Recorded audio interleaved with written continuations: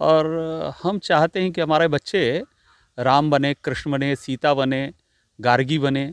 लेकिन पहले ये सोचना पड़ेगा कि क्या मैं दशरथ हूँ, मैं कौशल्या हूँ? अगर मैं दशरथ हूँ, मैं कौशल्या हूँ, तो हमारे बच्चे राम भी बनेंगे। अगर हम राम हैं तो हमारे बच्चे लव कुश भी बनेंगे।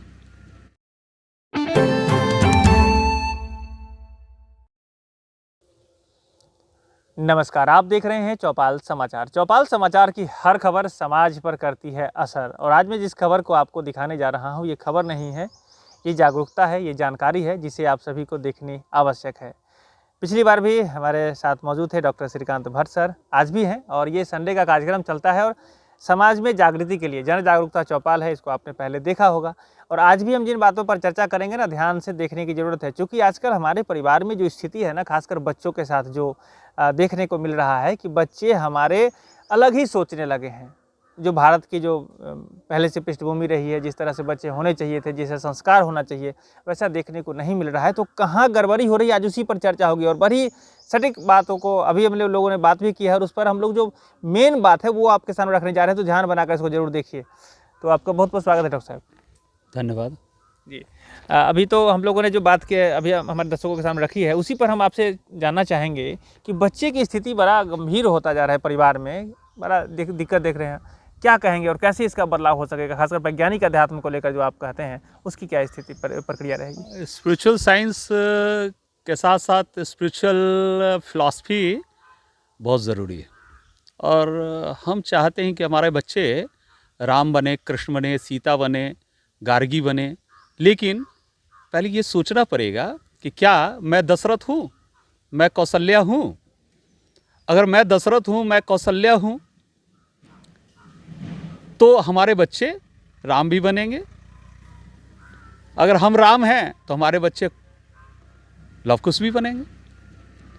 तो पहले ये होना पड़ेगा कि हम अपने आप को कैसे उस स्पिरिचुअल साइंस से, उस फिलॉसफी से अपने आप को जोड़ें और जानें कि ये है क्या। आज की दुनिया में हर इंसान जो है एक तरह से अध्यात्म के नर्सरी में चल रहा है।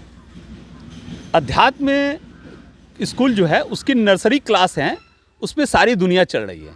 क्या है, हम जाते हैं मंदिर, और मंदिर में जाके हम भगवान को जल चढ़ाते हैं, फूल चढ़ाते हैं, फल चढ़ाते हैं, प्रसाद चढ़ाते हैं, लेकिन उसकी फ़िलॉसफी हम नहीं जानते हैं। उससे क्या फ़ायदा होगा? हम भगवान को जल चढ़ा रहे हैं तो उसकी फ़िलॉसफी जाननी चाहिए।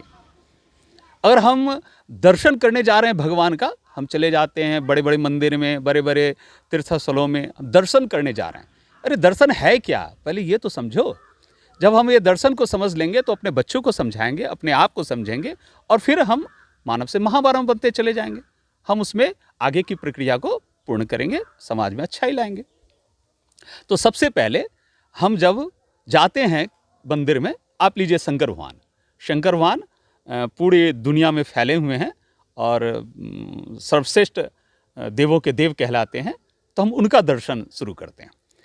तो भगवान का दर्शन हम करने जाते हैं तो सबसे पहले हम देखते हैं कि एक लिंग है, उस पर सारे लोग अपना जल ढारते हैं, जल चढ़ाते हैं, ठीक है। लेकिन भगवान ये देखते हैं, ये नहीं सोचते हैं कि ये कौन सा आदमी किस जात का है, किस धर्म का है, बड़ा है, छोटा है, या गरीब है, अमीर है, या फिर किसी नीचे जात का है या ऊंचे जात का है। भगवान ये नहीं देखते हैं। भगवान सबका जल अपने एक ही शिवलिंग पर ग्रहण करते हैं। इसका मतलब, इसका दर्शन है कि समाज में सभी एक हैं। ऊंच नीच, जात पात, भेदभाव, ये सबको मिटा देना चाहिए और उस दर्शन को अपनाना चाहिए जो भगवान शिव हमें देना चाहते हैं। अब आगे देखिए, भगवान शिव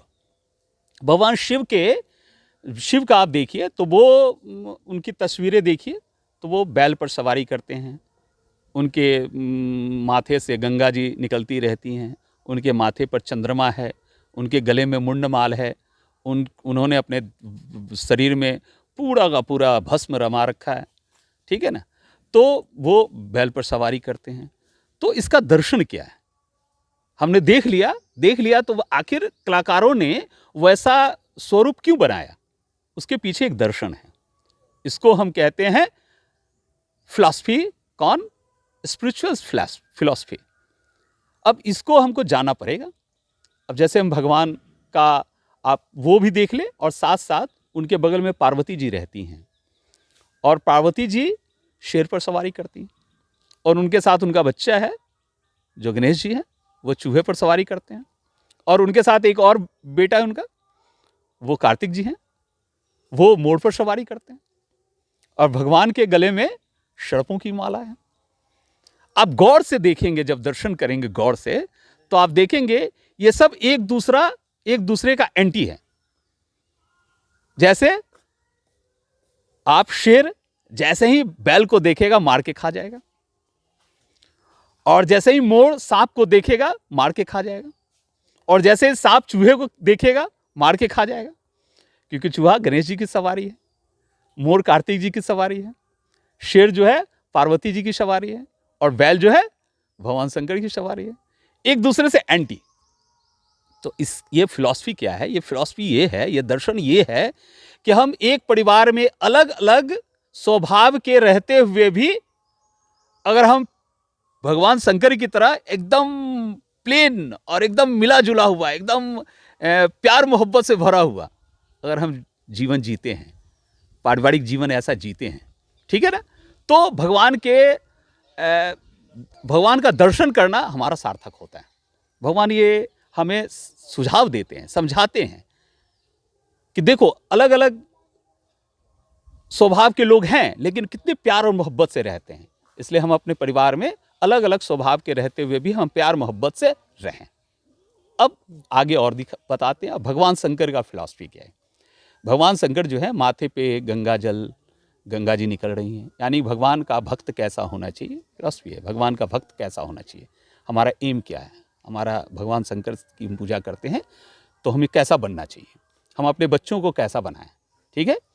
तो हम अपने बच्चों को बनाएं, भगवान शंकर के माथे से गंगा जी निकलती हैं, यानी गंगा जैसा निर्मल और स्वच्छ है वैसा हमारा चरित्र, हमारा व्यवहार निर्मल और स्वच्छ होना चाहिए। हमारा शरीर, हमारा खान पान, हमारा रहन सहन सब स्वच्छ और निर्मल होना चाहिए, ठीक है। दूसरा, भगवान के माथे पर चंद्रमा, यानी शीतल, शांत, गुस्से वाला नहीं। हमारे बच्चे, हम सभी कैसा हो, शांत हो, शीतल हो, ठीक है। हम गुस्से वाले नहीं हो, क्योंकि जैसे ही हमारे अंदर टेंशन आएगा, गुस्सा आएगा, तो हम सारे के सारे प्रॉब्लम्स क्रिएट करेंगे समाज में, अपने परिवार में। तो हमें भगवान शंकर की तरह शीतल और शांत होना चाहिए, चंद्रमा जैसा है, ठीक है। फिर भगवान क्या करते हैं, गले में सर्पों की माला पहनते हैं। सर्प की माला क्यों पहनते हैं, फूल की माला क्यों नहीं पहनते हैं? भगवान शंकर, ये फिलॉसफी है उनका कि वो बुरे लोगों को, जहरीले लोगों को भी अपने गले लगाते हैं और अपने ऐसा बना लेते हैं, वो डसता नहीं है। भगवान शंकर के जो गले में सर्प रहता है वो डसता नहीं है ना। वो क्या करते हैं कि भगवान शंकर की तरह वो शांत और गले में पड़ा रहता है। यानी भगवान ये हमें बताते हैं, ये दर्शन देते हैं कि समाज के जो बुरे लोग हैं, जो गलत लोग हैं, है ना, उनको भी गले लगाकर अपनी तरह बनाना ही सर्वश्रेष्ठ अध्यात्म है। स्पिरिचुअल साइंस इसे ही कहते हैं, है ना। फिर भगवान क्या करते हैं, भगवान क्या करते हैं, अपने शरीर में भस्म धारण करते हैं। यानी भगवान ये कहते हैं कि यही सत्य है, हर इंसान को एक दिन इसी मिट्टी में चला जाना है, इसी भस्म में चला जाना है। ऐसी करनी कर चलो, जग हंसे हम हंसे जग रोए। कबीरदास की कविता है, वाणी है, दोहा है। वो क्या है कि कबीरा, जब हम पैदा हुए जग हंसे हम रोए। जब बच्चा जन्म लेता है तो सारे लोग हंसते रहते हैं और बच्चा रोता रहता है, और इंसान जब बड़ा हो तो ऐसी करनी कर चलो कि हम हंसे, हमारी कृति हंसती रहे और लोग रोता रहे कि यह व्यक्ति चला गया। यही है फिलॉसफी, यही है दर्शन, क्या चीज़ का, भस्म रमाने का। और भगवान मुंडमाल पहने रहते हैं। मुंडमाल का मतलब, ज़्यादा मैं जो लीपा पोती करता हूँ चेहरे का, वो लीपा पोती नहीं करना चाहिए, और सादा जीवन उच्च विचार, सादा जीवन जीना चाहिए। है ना, उससे हम स्वस्थ भी रहेंगे, हमारे बच्चे भी स्वस्थ रहेंगे और हम आगे भी श्रेष्ठ बनते रहेंगे। जी। उसके बाद भगवान क्या करते हैं, बैल पर सवारी करते हैं। बैल पर सवारी करने का मतलब बैल ही क्यों उन्होंने चूज किया, और भी तो चूज कर सकते थे, लेकिन भगवान ने बैल इसलिए चूज किया कि बैल जो होता है बहुत मेहनत और मुशक्कत करने वाला होता है। तो जो भगवान का भक्त होता है वो हमेशा पुरुषार्थी होता है, हमेशा मेहनत और मुशक्कत करने वाला होता है। ऐसा अगर भक्त हम बने तो हम पर भगवान शंकर सवारी करेंगे, यानी कि हमको अपना भक्त बनाएंगे। और ये हमारा जो भगवान का स्वरूप है, भगवान का जो हम दर्शन करने जाते हैं, वही सही दर्शन है।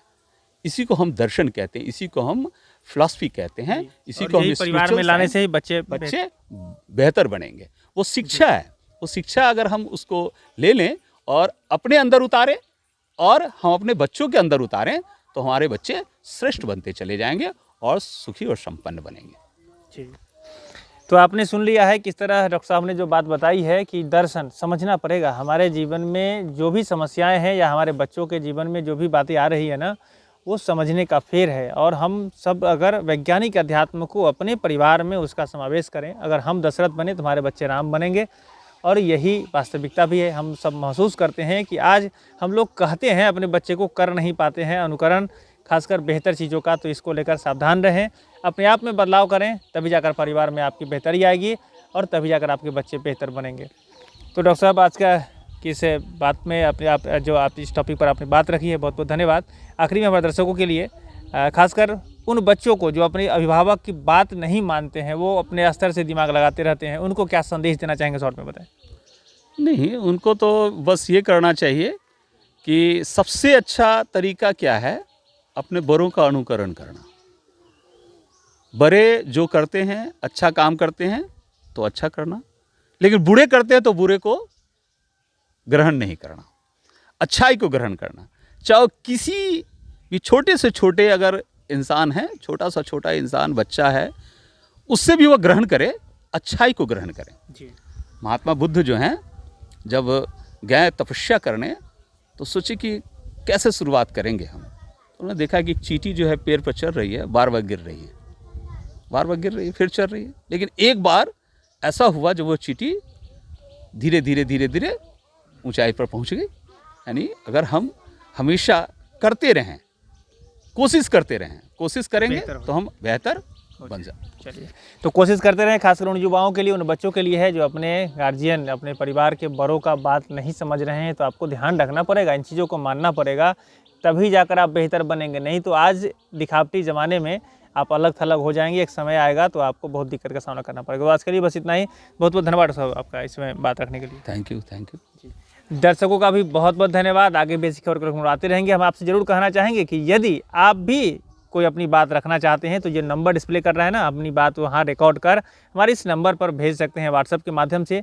साथ ही साथ चौपाल समाचार से अगर आप नहीं जुड़े हैं तो जुड़ जाएं, बहुत ही आसान है। चैनल को सब्सक्राइब कर लें, फेसबुक से लाइक कर लें। और फिर से मैं बता दूं, ये नंबर है 6206610060। इस नंबर को अपने मोबाइल में सेव कर लीजिए। जब भी कोई समस्या आए, कोई जानकारी आए तो आप हमें ज़रूर क्वेश्चन भी पूछ सकते हैं डॉक्टर साहब। फिर हम आशा रखते हैं अगले संडे में फिर हम लोग बैठेंगे और हमारे जो भी चौपाल समाचार के दर्शक हैं, आप जो प्रश्न पूछेंगे उसका जवाब हम आप तक उपलब्ध कराने का प्रयास करेंगे। आज के लिए बस इतना ही। मैं हूं अभिषेक आनंद, चौपाल समाचार के लिए धन्यवाद।